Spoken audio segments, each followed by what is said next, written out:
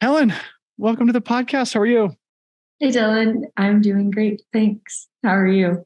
Great. As I said when we logged on a Zoom, nice to meet you too. Nice to meet you. So are you in Truckee, California? I feel like again, I don't know that much about you, so I'm looking forward to learning about you. Maybe let's start there. Where are you broadcasting from? Yeah, I live in Truckee, California, and I've been here for about 5 years. An awesome town. And where did you grow up? I grew up in Redding, California, so Northern California. I've lived in California pretty much my whole life except for college. The best state. California, Northern California. Well, cool. Well, I want to talk more about, your background, your history with sport, things like that. But I've been playing with a fun sort of introspective ice-breaking question with a lot of guests on the podcast recently, which has been a really fun way to start conversations. And that is just a broad question of what makes you, you. Like, what are your unique personality traits, your unique strengths and weaknesses, and how do they show up in your life? Yeah. So with that question, I feel like a lot of the time we like think of these little identifiers or these descriptors that we tie our identity to. And I've actually tried really hard not to do that, just because I feel like when you have these things that you decide that are who you are, that you need to uphold that even when it's not making you happy. So when you describe yourself as like, hey, I'm a trail runner, or I do this for work, or this is what makes me happy, if that changes, then it's really hard to be okay with that change because you have wrapped your identity up in that label. Because at the end of the day, like whether or not I run, whether or not I do anything that I do, like I'm still me. That's a fairly profound answer and a fairly profound realization, especially to have at a fairly young age. I think you're in your mid 20s now. And I think a lot of people kind of struggle with that identity issue. Is this something that has come into your life recently, or how did you arrive at this fairly mature, evolved, and semi-profound realization or understanding of yourself? I think it just comes down to like the end of the day, I want to have like a deeply satisfying existence and whatever that means.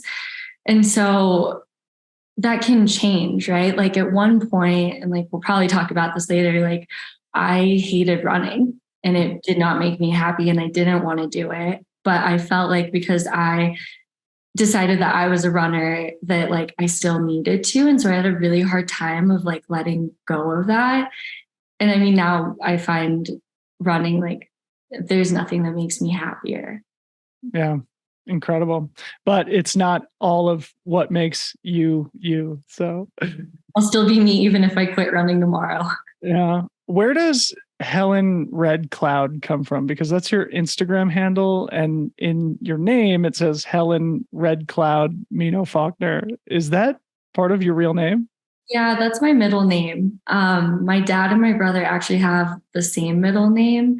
And the reason for it is my grandparents decided that because typically middle names are like to honor someone. And so my grandparents like really respected Chief Red Cloud. He was one of the Native American chiefs that instead of killing people, like there was, I forget what the name of it is, but you would go up and essentially like touch your opponent, like whoever you were fighting against without them noticing. And so he like kind of took a little bit more of a peaceful approach. And so my grandparents really admired that and gave my dad that middle name, and he gave my brother and I that middle name. That's such a beautiful thing. Has your dad played a big role in your life? And like, have you guys had conversations about the significance of Red Cloud? And is that part of like an influence that he's had on you as well? I honestly talked to my grandma more about it than my dad. But yeah, I mean, I think it ties in. My dad has had definitely like a big impact on how I guess like I relate to the outdoors and like my connection to nature. Like that's definitely come from both of my parents. Awesome. So before we go back in time and learn a little bit more about your history and your story, You posted a couple of weeks ago about serendipity and bailing on a project or an adventure that you had planned and that you'd been dreaming about. And it struck me as kind of an important post. So can you elaborate on that for the audience? Yeah. So I had some pretty ambitious plans this summer. I wanted to run the Tahoe Yosemite Trail, which goes from Meeks Bay to Tuolumne Meadows, but I wanted to run it backwards from Tuolumne Meadows to Meeks Bay. So that's about another 30 miles from my house. And so I wanted to run to my house. And so it would have been 200 miles. And I've never run, like the furthest I've ever run is 100K. But it was one of those things that like when I started planning it, I just got so excited. And I feel like that's how I know when it's usually something that like I think I should be doing. And yeah, just after all of these things, I had it all planned. I had my start date. I had like my friends meeting me at different places for food. And it was just like a weird string of events where like my Achilles flared up, which is completely gone now. It was there for like maybe a week. And then I had a weird dream, and all of my dreams are really, really realistic. Like I don't ever dream anything that could not happen in real life. And sometimes I get confused because I'll just like redream the day that I had. But I had this dream where I was trying to run and I wasn't going anywhere. I was just like running on snow and not moving. And I just had like a really weird feeling about it. And so I decided to bail, which means that I got to run Speedgoat. And I don't know, thinking about my goals for the summer and like if I wanted to try to run this 200 miles and see how it went and like potentially put myself in a hole for CCC or maybe like put a little bit more focus on races, I just realized like I really want to race and this trail is going to be there till the day I die and past then. So I definitely don't need to rush to run 200 miles. And again, I think it was sort of illustrative of a pretty mature approach to life and to sport, even if it maybe didn't feel like that in the moment. But yeah, when one door closes, another door open, that being Speedgoat, which we'll talk about in a little bit. But yeah, I felt like that was a pretty important post and a pretty important lesson of just sort of like, sometimes your instinct is what you have to follow. And maybe that shows up in having weird dreams or your Achilles flaring up. And ultimately it feels like, yeah, it's the right thing for you to do now. But also listening to that instinct of, hey, this 200-mile trail does get me excited. I would love to run home from Tuolumne Meadows. Like, you know, an athlete of your talent and at your age, like, yeah, you've got millions of opportunities to do that. So save it for another time. Going back in time a little bit more, you said you're from Reading. Give us a sense of sort of like what your childhood was like, your interaction with the outdoors, your relationship to sport, things like that. Yeah. So I grew up playing soccer and I played soccer like on a traveling team, probably from the time I was like 5 or 6 until my sophomore year of high school. So that was like the main sport that I did. But just my connection to the outdoors, like my parents took me backpacking like before I could walk. My dad would take me on backpacking trips like in the Sierras, like once a week, or for an entire week every summer. And so I guess just like walking around the woods with my parents. Reading isn't it's a very pretty place, but it's really hot, but there's great access to the outdoors. And then, yeah, I started running in 8th grade. I ran track. So tell us a little bit about your running journey. You mentioned at the very beginning of our podcast that there was a period of time where you hated running. So maybe just paint the arc of your story with running, how you ended up in trail running, and then maybe we'll come back and talk about that dark period. Yeah. So yeah, I started running track in 8th grade. I got last every single race. I ran the 800 and then high school started and they were like, she's slow. We'll put her in the mile and 2 mile. And I still wasn't doing very well, but there's actually a girl that I ran with. And one day she made a comment. She's like, Helen's never going to beat me. And then after that, I got really good at running. Really? And was that the motivator? No, that was it. It turns out I could have run faster. So I ran all of high school. I had so much fun. Like my team was awesome. My coaches were awesome. We got to run on a bunch of different trails, like weekend runs. I would run with some of the guys at a different high school, and we would just get to go like do fun trail runs.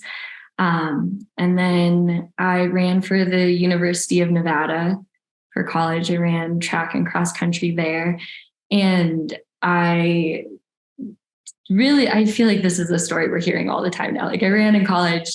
I didn't do well. Like I was really burnt out. I didn't like running. And it's funny, actually, the last time I was in Utah running, it was the Mountain West Conference Championships. And it was my junior year, and I quit on the bus ride home. Really? Yeah. So it's funny because this is a theme on the podcast, Helen. Like just off the top of my head, you, Allie McLaughlin, Danny Moreno, Ruth Croft, like even Adam Peterman, all ran collegiately and I think had big ambitions for themselves, but for one reason or another, didn't really enjoy their college experience or weren't in a position to really thrive as athletes. Honestly, yeah. Me, the whole reason why is my intentions with it weren't aligning with my values. And I think when you're 17 and 18, I think it's hard to know what those were. But at the time, I think that the reason why I was running I just don't think they were pure intentions. I think it was because I felt like I was wrapped up in that identity and feeling like I had to prove that I was fast or that I was good at running. And so I think a lot of ego was involved with it of, I want to run D1 and I want to be good, and not out of the joy and the love. And I think that's why I was wildly unsuccessful and why I was injured all the time. And I never actually ran that fast. Dude, I cannot tell you how poignant and timely this is for me at this particular moment in my life of, struggling with that identity crisis and needing to reconnect with the good intentions and the why of why I get out the door every day, because it's definitely changing. And yeah, I don't know. I think it is just like an important thing to understand what a massive performance improvement it is to have good intentions with your running, and how much of an anchor it is on your performance and on your health in general when you're doing things for the wrong reasons, which makes me want to talk about yoga with you. Again, I don't know that much about you, but I know that you're a yoga instructor, and I sense that, the philosophy of that practice kind of permeates your life. Can you tell us a little bit about yoga and your journey with that practice? Yeah. So I actually started doing yoga when I was in high school. My cross-country coach, she's like, Helen, you need to stretch. Like you are going to get hurt. Like you need to do something outside of running. And so I won a local 5K and I won a membership to the YMCA for my whole family. And so I started going to yoga through that. And then my senior year of high school, I didn't have classes for the first 2 periods. And so I was able to go to yoga. And then when I went to UNR, I started doing yoga at one of the studios downtown. And then I kind of realized like, I want to be able to like share this with people. And so it was between my freshman and sophomore years of college, I got certified to be a yoga teacher in Santa Cruz. I got to live with my aunt that summer, and it was so much fun. And then I started teaching pretty much right after that. And so I've been teaching yoga, I guess, since 2015 and 2016. Yeah. And it's been awesome. It's fun to see kind of like how it is with running, like how that practice has changed throughout my life and how different seasons of life change what kind of yoga I've been doing. Yeah. So what does the practice look like for you now? How often are you doing yoga, and any profound or important asanas you'd like to encourage the audience to do? Yeah, well, so actually I guess it was 2 years ago, I found Kundalini Yoga at Palisades. There was a free class in a meadow, and it was awesome. And I would say that that has been one of the practices that's changed my life the most. It is a lot less about, like, I guess the asanas or the movements of your body, and it's more of like connecting the breath. And so I don't do Kriyas, usually last 40 days, and you do the same Kriya every day for 40 days to get a specific outcome. I don't typically do that. I have kind of taken things that I want on my own. So I have like a little 5 to 10 minute practice that I do most mornings. Can you talk a bit about the joy of teaching?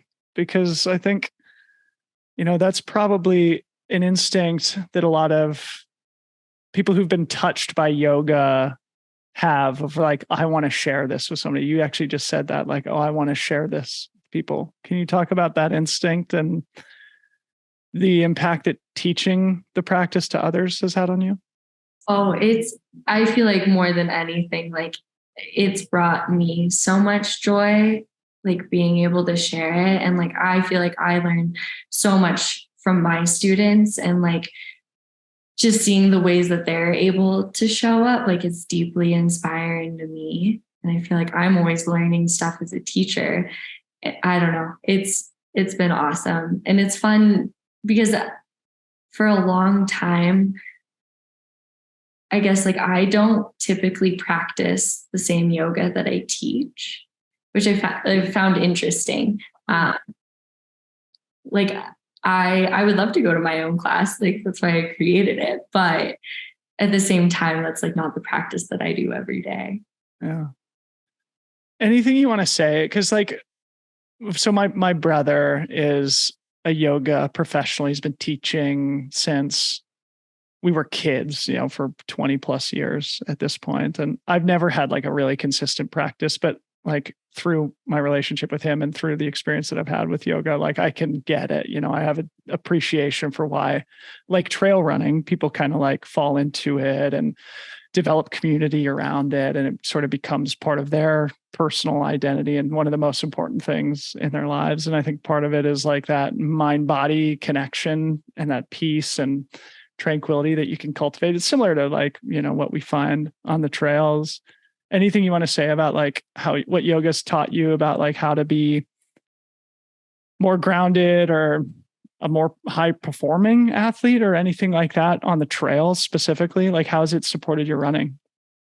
Yeah, well, so part of it is in certain Kriyas in Kundalini, you have to hold your arms up above your head for like 7 to 13 minutes. And I just don't know that there is an ultra that it could be that hard. I really, really want to quit. And you're like, I can't, like, my arms have to stay above my head. And I think the other thing is, I call it empty brain. And during Kundalini, that's one of the few times that I feel like I get empty brain. There's just like not a thought in there. And you just like don't want to move and you just want to sit in that. And I feel like there's been times where I'm able to find that in running, or just like those moments where it's just like pure joy. And I just feel like there's nothing that really compares to it.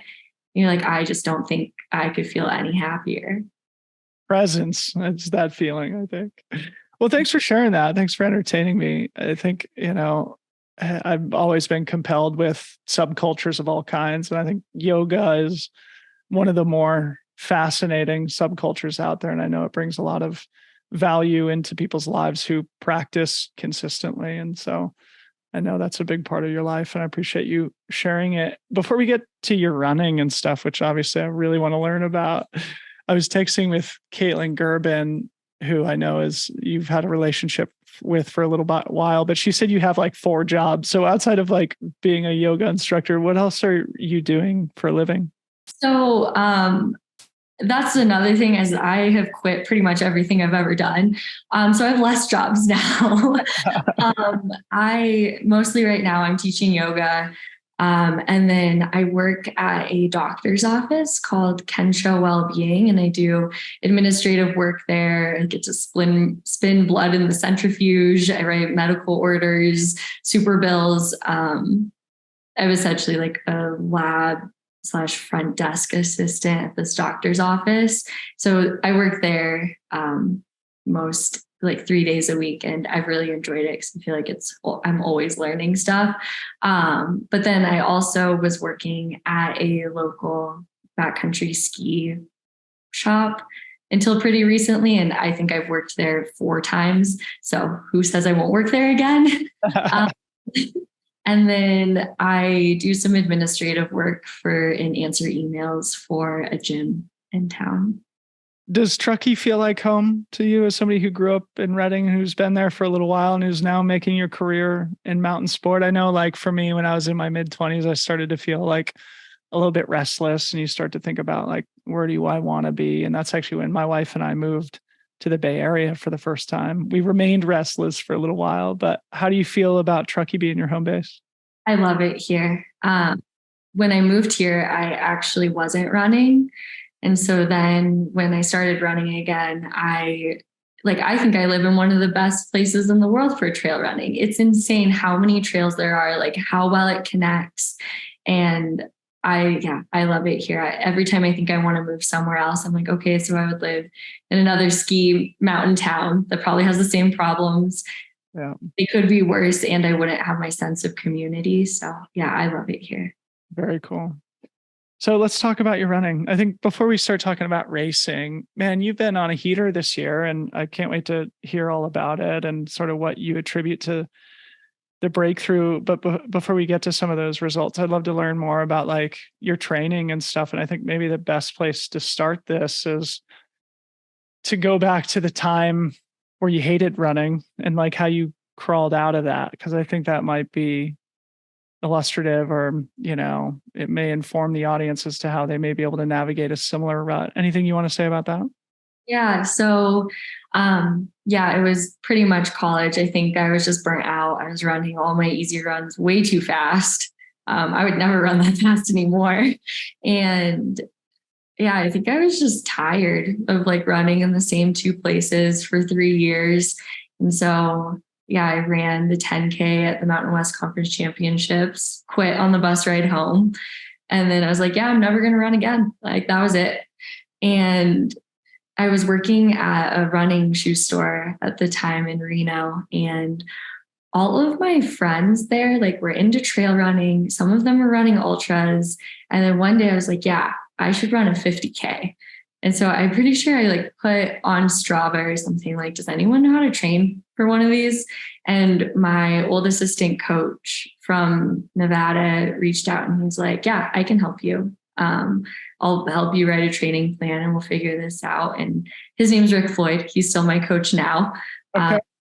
And so I ran the Sierra Crest 50K, which is actually up in Truckee, the day before my 22nd birthday. So it was 2018. And I remember I ran, I won, I crossed the finish line, I sat down, I started crying, and I was like, my feet hurt so bad. I don't know about this. And then after that, I moved up to Truckee and I just stopped running. I think it was like, I was working at a coffee shop. And so I had really early hours, and because like, I'm like done finding like running serious and having training. And so originally I was like, I'll just run like 2 miles 3 days a week. I'll be super casual about it. And then I realized I can't really do that. I don't know how to have a casual relationship with running. And so I pretty much just quit altogether. Like we had a really big winter that year, and I was like, I'm not going to run in the snow. And then I just didn't really start running again until April of 2020. So that was exactly when COVID happened. So maybe I'm answering my own question, but like, what was the light bulb for you to like tie your shoes for the first time again? I think a big part of it was I was like really deep in my yoga practice at that time. Like I was going to yoga like every day. That was where I found my sense of community in Truckee outside of running, since I wasn't. Like that was what I was finding my joy in. And then that just went away. And I was like, I still need to figure out like a way to move my body and to like find that mental peace. And so I texted Rick and I was like, hey, I feel like maybe I should start running again. I was like, what do you think? And he's like, yeah, that'd probably be good. And so I got back into it and I was doing like run walks, I think for like a month. And I was like, oh yeah, this is why quitting running sucks. Like it never gets easier. It's so hard. It's so true. I just ran for the first time in 10 days today and did 3 miles at like 9-minute pace or whatever. But still I got home and I was like, oh, running's just the best. You know, I was out for 30 minutes and came home and I was just like, oh, I love this. But also, yeah, it does hurt to start over again. Yeah, it does. 10 days isn't I know 10 days is nothing either, especially, 10 days after a 100-miler. So yeah. And then I don't know, I just started running with friends. Like I started finding trails. A lot of my friends were running up mountains. And so I ran up like Mount Talac which is the local mountain that was the first mountain I had ever run up. And I was like, wait, this is fun. Like you actually kind of get to run slow. You get to walk, like you get to eat a lot of snacks. Like this is great. And I get to spend time with my friends. The best thing ever. So give us a little bit more insight into training. You mentioned Rick, your coach now a couple of times. And I think you said he was one of your coaches in college. So I'd love to hear like how you guys work together, and especially given the fact that he's probably kind of like a track and cross country specialist, how you guys have learned together how to train specifically for the trails, because you've obviously had a lot of success. Yeah. So Rick actually has a history in triathlon. That's what he was competing in. And then, I was our assistant coach at UNR, but was really big into mountain running. And I remember there was a loop and we called it the bench loop at UNR, and it was like 8 miles and he had 800 feet of gain. And we would be like, that is the hilliest thing that's ever existed. We can't run that. We're going to be tired.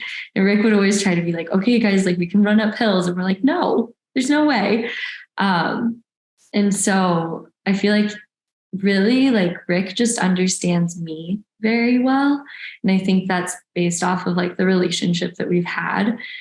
And I think so he's also MK Sullivan's coach. And I was going to ask if you and MK had a connection too, given the fact that she coached at UNR also. Yeah, we were actually teammates at UNR. She was the first person that I ever met there. I had my official visit and I stayed at her house. Awesome. Yeah. And so it's funny, like if you look at her training and you look at my training, if Rick told me to go do like 1K repeats or mile repeats, I would say, absolutely not. Like, I'm not going to do that. And so I think he knows to not ask me to. But I think something that we've talked about a lot is that like happiness breeds success in life and in sport. And so like my training is really geared towards obviously like running well, but most importantly, being happy about it. Like I think there's 2 ways to train. It's to be as fast as you can and to really, really enjoy training. And I think we definitely go with the second one, just because I'm spending so much time running. Like I need to enjoy it. Yeah. It's so incredibly important and also almost impossible to get right. And this is something I've spoken about on the podcast a million times because I've been in the sport for a long time now. And I always noticed this pattern of like, it was never like when I was training the hardest and theoretically at my fittest that I performed my best. It was always when like my personal life was clicking. It felt like I was moving in the right direction. I was excited about the things that I had going on. And that like allows you to access a different level of performance, a different level of energy that ultimately allows you to reach your potential as a person. Anything you want to say about like how, like one of the things I've always said to characterize this is like training for a state of mind rather than a state of fitness. Yeah. Anything you want to say about like how you've learned to put yourself in that emotional place to race at your best rather than the physical fitness place? Yeah, I mean, I think a big part of like, especially what you were just saying, like with things clicking, I picked up Nordic skiing, like Nordic skate skiing this winter. And it's like a silly thing, but you find your glide. And I feel like I've implemented that into my life. It's just like when you find glide in your life, like you just get to move through it. Like you can struggle through it and you might be okay, but like the only way you're going to be able to keep up with those 55-year-old women and not be gassed is if you find your glide. Yes. Find your glide flow state. Now I'm curious because you said like if you look at my training, you look at MK's training, like I'm not doing 1K repeats. Does that mean Rick, being the mature, smart coach that he is, who's coaching the person rather than, a computer, knows that like he needs to train you a different way than MK? Like is MK doing the 1K repeats? Yes, she is. Okay. Yeah, like Rick could try to trick me into running fast. He's like, yeah, it's just like 5 by 3 minutes. And I'm like, oh, okay, yeah, I could do that. And then I'm like running and I was like, wait, this is 800 repeats. So I just kind of have to get tricked. But no, I think Rick just understands me well and understands that like we're people first. Yeah. Like, was there a moment where, at the risk of asking you maybe like an embarrassing question, like was there a moment when you realized like I'm actually good at this, and where you consciously decided this is something I really want to take seriously? yeah. So I have so much unwavering self-belief. I mean this like in a positive way, but I might be a little bit delusional. It was 2021 where I started racing again, and I'd run 250Ks. I ran the one in 2018, and then I ran one like the summer of 2021. And I signed up for Castle Peak 100K, and I was number 210 on the wait list. And I was like, man, like, I really want to run this race. Like, there's no way I'm going to get in. And I somehow had the audacity to email the race director and be like, hey, so I think that I can win your race. I think that your course record's a little soft. And so I think you should let me in. And he was like, probably like, who is this girl? Like, insane. But he let me in and it worked and I won. So, man, see, this is so interesting now, Helen, because like, we've been talking about yoga, sort of like the mind-body connection, the importance of finding your glide. And part of that is like believing in yourself. I'm wondering about like the nature versus nurture aspect of that. Like, how have you been able to cultivate belief in yourself? And also, like, before we get to some of these breakthrough performances that you've had, like, how is your view of yourself in the greater context of the trail running community and sport at the professional ranks? How's that evolved, especially in the last 12 months? Yeah, I'd say like the self-belief, I don't really know where it came from. Like I remember like I had a moment where I just felt like I'm going to be really good at trail running. Like I feel like I can be great at this. And I once again had raced 250Ks and I had nothing to back that up. And I just like had this feeling. And so I guess that's like going back to what we talked about with like intuition. I don't know like why or how or like any of that's going to work out, but like I just have this feeling. So interesting. And yeah, intuition is another thing that I talk about on the show all the time. That's so important to tune into. So then my next question is like, it seems like an athlete of your background, right, who's raced at a high level collegiately, the track, you could excel in a number of different sort of trail running applications, and the sport is so varied at this point. And it seems like, at least at this point in your career, you're really focusing on kind of the mountain races like Broken Arrow and Speedgoat and CCC, all of which we'll talk about here in a bit. Have you thought about like what motivates you? And is there a reason why you're sort of targeting those types of races right now, as opposed to, the flatter, faster races like whatever, Miwok or Tarawera or Ultra Trail Australia or Western States, things like that? Yeah, well, Rick and I joke that I don't actually like running. I like jogging. And so if you run faster races, you're actually running like the whole time. I ran the marathon at Lake Sonoma in April, and I was like, oh, this is a running race. Like I didn't actually hike once, Yeah. which is funny because like outside of running, I actually really don't like hiking. Um, but I think the reason why is it's like that feeling that you get when you have to, it makes me think of Speedgoat at like mile 20 or 21. It's just like the super, super steep uphill. And it's just really the try hard that you have. Like your legs can only move so fast going up that. But like, it's just how willing you are to put yourself like in that place of suffering where you're like, I just have to try harder. And I don't know, I feel like all of the really like hilly races, like Broken Arrow is such a beautiful course. Like Speedgoat, I had never been to snowboard. It's so pretty. Even like CCC last year, like the whole time I feel like I was running around with my mouth open being like, what? Like this exists and I get to be here. And I think like that's the big reason that I've been choosing those races. It's just, they're really fun and they're in beautiful places. I did run Vaholl by Argentina, or in Argentina by UTMB, and that was a pretty runnable race. It was like 10K a vert and an 80K. Yeah, well, I don't know. I think that ties back to what we were just talking about too, of just like enjoying what you do and the positive performance benefits that come about when that's the case. You know, when you are running CCC, you know, admiring the view the entire way, it's easier to perform at your best rather than, you know, slogging out 800-meter repeats on the track or whatever.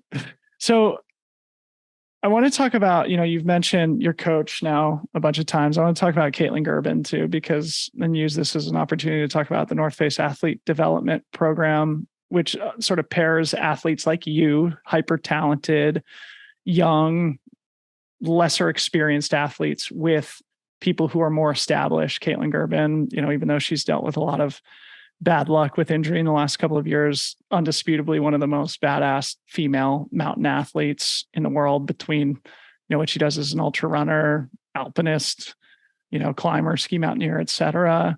I'd love to hear what you've learned from Caitlin, and like if you could talk about that development program in general, like how it's allowed you to like be this, come from being sort of like an unknown athlete on the circuit to now like winning big races. Yeah, Caitlin is great. And like, I'm so thankful for the time that she's taken to like, honestly, like spend time with me and to teach me things. Like I got to go visit her up in Washington after Argentina. We went to ski Mount St. Helens and like go on a bunch of bike rides and some hikes. And that was when I was still planning on doing the Tahoe Yosemite Trail. And so she shared spreadsheets with me, like gear that I should absolutely have. And I feel like more than that too, like, I don't know, Caitlin, and just like the way that she moves through life, I think is just really inspiring. And one of the really big takeaways that I actually had from us hanging out was she calls them rotisseries, and I started calling them rotisserie chickens. And it's essentially just like mobility and strength, but it only takes 10 minutes. And so I've been like implementing that, and I have a star chart now. And I feel like that's the only way that I can actually like stay consistent with that stuff is like, oh, I got my little gold star. I did my rotisserie for the day. I feel like this is like things outside of running specifically that she's like really given me a lot of insight about. So describe the rotisserie, because now I'm very curious, like, because it sounds like the exact thing that I need to build into my program. It sounds way more fun than it is, which I think helps, but it's literally like you're on your back. You do like 2 different exercises for like 30 seconds. Then you turn to your side. You do like the same thing, and then your stomach, and then your other side, and then you completed a rotisserie. So I get it. So it's like you're turning around like a rotisserie. Yeah, you're just turning around on like a yoga mat. But I feel like it's kind of hard when it's like, oh, my mobility stuff is going to take me like 30 minutes or an hour. Like I get really overwhelmed by that. And so just breaking it into like, oh, if I do 2 rotisseries, that's 10 minutes. And it's way better than doing nothing. Totally. Well, on behalf of the trail running community, I demand that you and Caitlin Gerben create a YouTube video about how you execute these rotisseries and share them with us so that those of us who struggle with discipline and in finding the time. It's really the star chart. That's I'll put it on my blank white wall behind me. So obviously I want to talk about these freaking races you've been doing this season. And maybe before we get to this season, let's start with CCC last year, which, from what I can gather on the internet was probably, like your biggest international stage at that point in your career, coming in as a relatively green 25-year-old, finishing 13th, a solid result. I'm sure you have bigger goals for CCC this year, which we'll talk about a little bit later. But maybe tell us about that experience at CCC last year. What'd you learn and what do you think you can improve? Yeah, I learned so much. Like that was the second 100K that I had ever run. And I think just even figuring out like logistics of international travel and like when to get somewhere. And like I realized there kind of is a difference, or there doesn't have to be, but I think for it to go well for me, there's a difference between vacation and going somewhere for a race.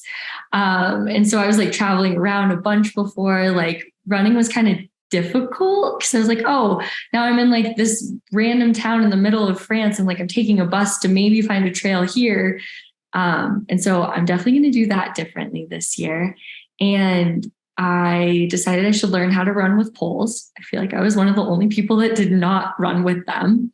And I remember after the race, I was like, man, I don't need to get faster at running. I need to get faster at hiking. Like this is some of like the like so steep and technical, but like beautiful running that I've ever done. And so, yeah, it was just such a fun day. I had never run a race where I got to spend so much time with people that I was running with. And so I made friends that I will hopefully have forever. Like during that, like you run with someone for 5 hours and you're like, oh, like we're great friends now. I feel like that part was really fun. And like getting to race until like the very end was a really cool experience. Were you satisfied? Because, it seems like, you've got self-belief, you set big goals for yourself. 25 finishing 13th at CCC is a solid result. I mean, it's a solid result for somebody of any age and any experience level, but I'm wondering if you were satisfied with that and what specifically, you're doing to take the next step. Yeah. So I ran 13:08 and my goal was to run between 13 hours and 13 and a half hours. So I ran right in there. I remember finishing and being like, this is so silly. Like I spent all my time, all my energy to feel like this. It's like, what? And I was like, I don't want to run that race again. And then literally the next day I was like, yeah, so I think I could have run it faster. So I think this has like been a big lesson in my life. It's like being grateful and just like so thankful for where you're at and what you have done, but also recognizing that like there's more for you. And so I think that was one of those experiences. Like I wouldn't go back and have it go another way. I feel like I learned what I needed to learn, but at the same time, like, yeah, I think I can run faster. Hell yeah. All right. So let's talk about this season. Does it feel that you've had a bit of a breakthrough? I mean, we'll maybe go through the races individually, but just for the listeners, you won that race in Argentina that you just mentioned. You won Broken Arrow 46K, and then you just won Speedgoat and ran like a sick fast time, like what I think is the course record on the course. So maybe before we get to those races individually, does it make sense to you, like why you've had this breakthrough this year? Yeah. So I feel like last year, it was a big season for me learning what I enjoy in racing and what I don't. So like I trained for a road marathon through winter and I ran that. And honestly, like, I think that just kind of sucked the joy a little bit. I don't really like running on roads, which I kind of knew. And I don't like paying attention to how fast I'm running, which is pretty much all of marathon training. And then after that, I did a couple of uphill races, which I realized I also don't like. That's just redlining the whole time. Like, ooh, I don't think this is my favorite. And so I feel like I just learned a lot about what I enjoy in racing. And I feel like I've applied that to my race season this year, and just listening to myself and like what races are making me really excited. And so that's kind of how I picked my race schedule. It's like, what am I stoked on? And I feel like because of that, like you were saying with the internal state, like because I'm so excited and so stoked about these, I feel like that's what is helping me run well. Because I don't think my training's really changed that much, if at all. Yeah, interesting. And like obviously gathering experience has benefits too, just kind of learning how to race and your body, just understanding what it's getting into as you jump into more of these, call it like 50 to 80K distance events. Maybe like tell us a little bit about Argentina, and then I want to focus on Broken Arrow and especially Speedgoat. But what about Argentina? How'd that opportunity come about, and how do you think you performed? Honestly, I ran in Argentina so I wanted to run Leadville, but I didn't get in through the lottery. And so I was like, okay, I'll run CCC again. And I was like, how do I get in? And because that's a whole thing. And so I actually I tried to run the Mexico race in October to get my running stones, but I fell like 5 miles in and they thought I broke my ankle. I didn't. I just sprained it really badly. So I was like, okay, that didn't work. I have to figure out another way to get into a race. And so I realized from Mexico that my main reason for running a race cannot be to qualify for another race, because it's not like the universe said absolutely not. And so instead of Canyons is like pretty close to my house, like an hour. But my only reason for running that would have been to qualify for CCC. And so I decided to find a race that fit with my schedule that I was really excited about. And that was Argentina. And I had so much fun. Like the course was awesome. It was a fun point to point that I feel like had kind of everything. You'd be on a dirt road and all of a sudden the flagging would go like straight to the right where there wasn't a trail. Like you're just like running through drainage. It was so fun. And the people in Argentina, like I have never been met with like so much kindness and helpfulness by like just random people. It was just what a fun experience. Rad. So then Broken Arrow, which was probably 6 or 8 weeks after Argentina, you'd gotten your CCC qualification out of the way and you're racing on home trails more or less there in Palisades, Tahoe. And you posted something, I think it was like on your Strava, about like, just being willing to suffer more than the other women in the race. And from what I recall, it was a pretty close finish. And that's where I really heard your name for the first time. So maybe talk about Broken Arrow, any learnings there, and especially if you want to share anything about like just being willing to suffer. Yeah, that was actually a text that Rick sent me the day before. He was like, just go have fun and be more willing to suffer. And that's what'll bring you there. I ran on a lot of snow this year. And so when everyone was like, this is going to be the snowiest course, it's like 70% covered in snow, I was like, heck yeah, like I'm stoked for this. I like running on snow because it's just funny. Like it's not what you could do. You're just like kind of sliding around. Yeah, that was actually like a really interesting experience for me in a race, because I feel like a lot of the times when I've run races, it's like, this is the hardest thing I've done. And Broken Arrow was the first time that I raced. And like, I think I tried hard, but it didn't come close to anything that was like the hardest thing I had done, which was like a very interesting experience to have. But I had a lot of fun. I really liked the slide down Shirley. Yeah. And probably just like another really big like confidence booster of like, man, I'm really onto something here. Like I can be very good at this. I mean, Broken Arrow is a world-class event. And yeah, taking home a victory and especially like in a fairly close finish there, you'll probably remember more than I, but I think like the women's podium was pretty close together there in the 46K. I think the next person was Lindsay McDonald, and I think I beat her by like 8 minutes. Yeah. So anyway, it wasn't like a complete blowout, but like, yeah, just like a great data point of I'm really, really on to something here. And I'm not just competing to be on the podium here at Broken Arrow, but I'm actually winning the race. And so like, then you bail based on serendipity and instinct and intuition on your 200-mile adventure, which opened up the door for Speedgoat, one of the hardest 100Ks in the world. I've done it a couple of times. It's absolutely smashed me both times. And yeah, you take home another victory there and ran, what was it, like 6:09 on the Speedgoat course? So really, really, really, really fast. I'd love to hear kind of like after the door closed on the 200-mile Tuolumne to Tahoe adventure, like psychologically, how did you approach the race and what goal did it serve in your season as you've built towards CCC? Yeah. So I think as far as like building towards my goals, it has a somewhat similar course profile to CCC of like the up, down, up, down, up, down. So we're going to use it as a training race to just like try to have like a long day with a lot of vert where I didn't have to carry all of my snacks.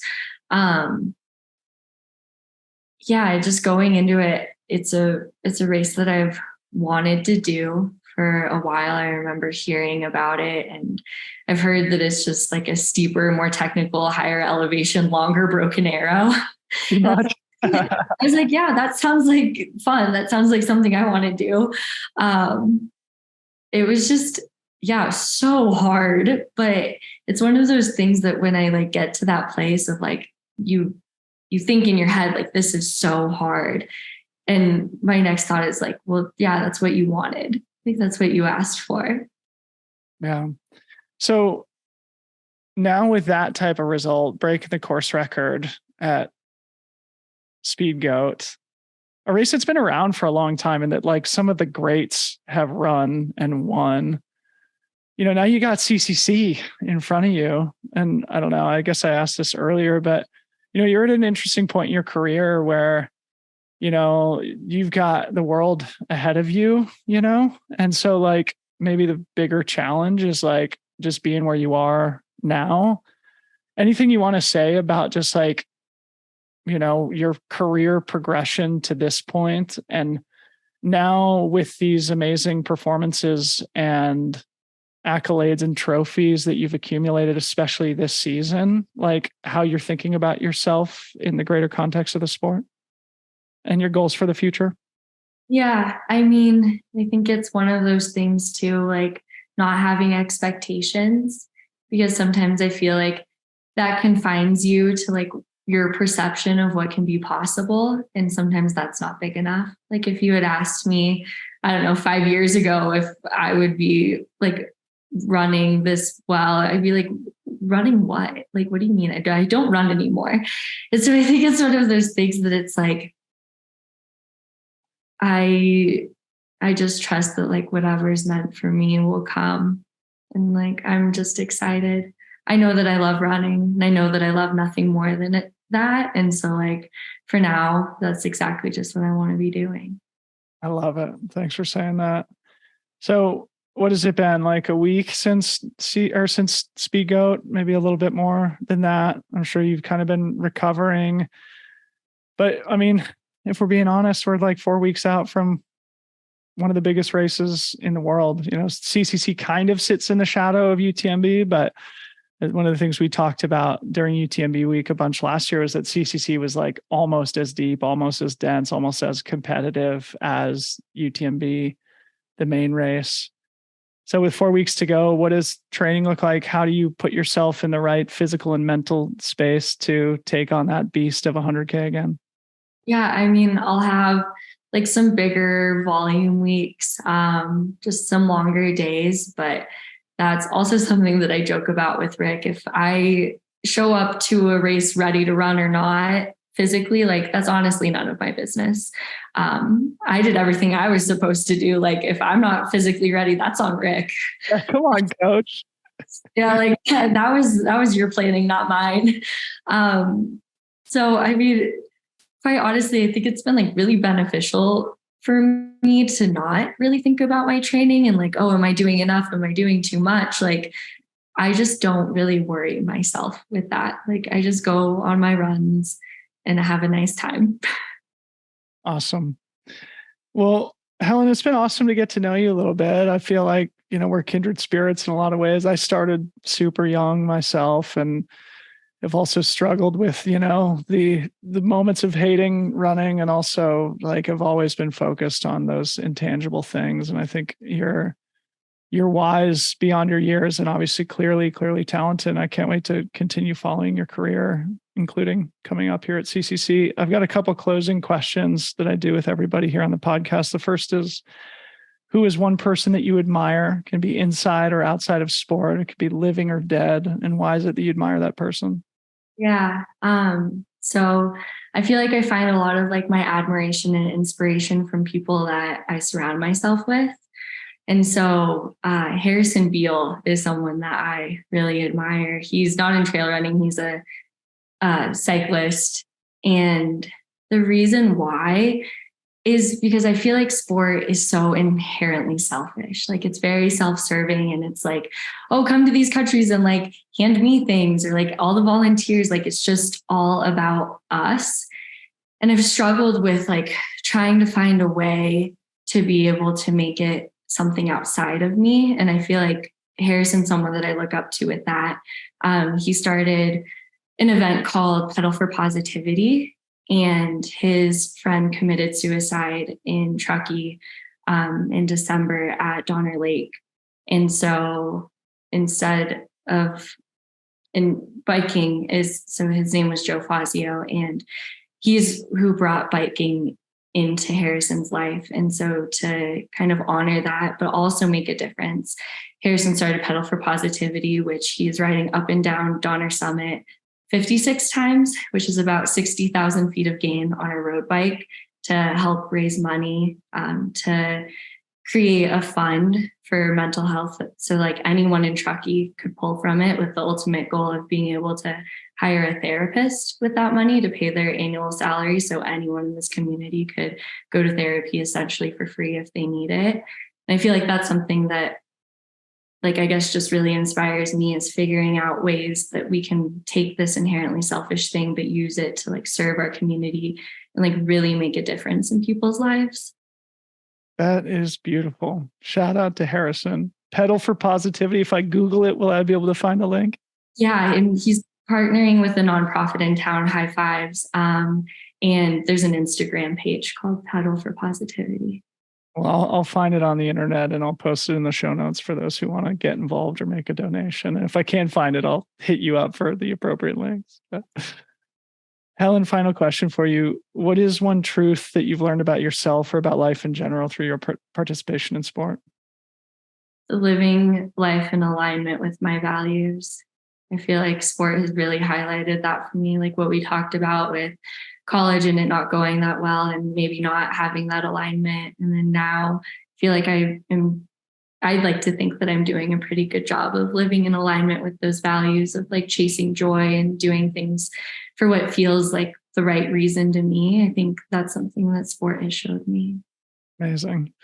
Well, Helen, again, it's been a joy to chat with you. It's been a joy to get to know you. I'm excited to share the podcast with everybody, with the audience. I'm sure you're going to earn a lot of new fans, and we'll be cheering for you at CCC. Thanks, Dylan.